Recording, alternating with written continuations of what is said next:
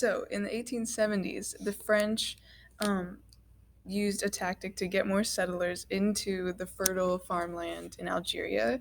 So Alsace-Lorraine in eastern France was getting annexed by Germany after the Franco-German War, and so you had a lot of French people who were trying to move out of that area, and so the French government offered them free land concessions in Algeria.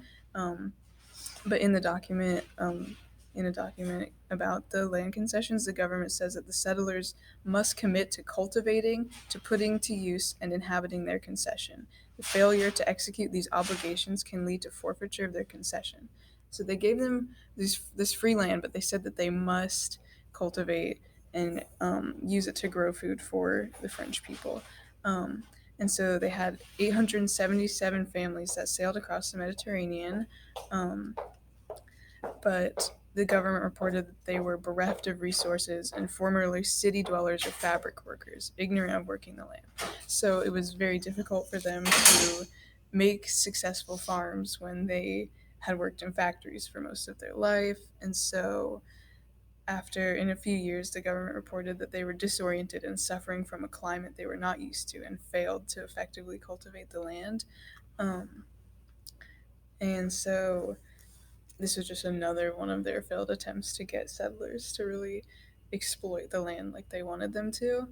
And the native Algerians, since it was like a relatively small amount of people, were not like too violent towards them or anything. So, Alcader first gained support by those who were discontent under French rule.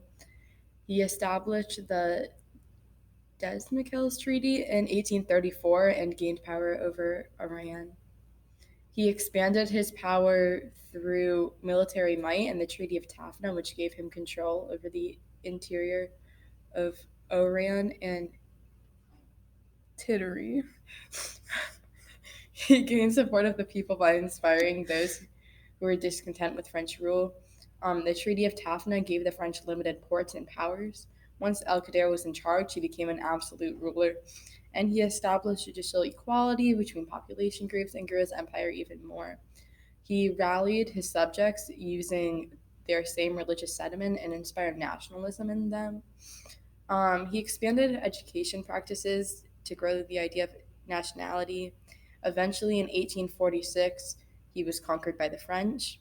And then the photo on the right, the taking of Constantine, 1837, wasn't actually a battle led by El Qadir, but it was a battle led by a native Algerian against the French. And then we have our sources.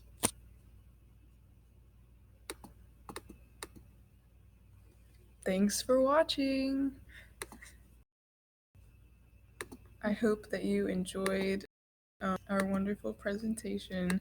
Also, why is it not letting me stop recording? Well, I guess we're going to wait till the 5-minute mark.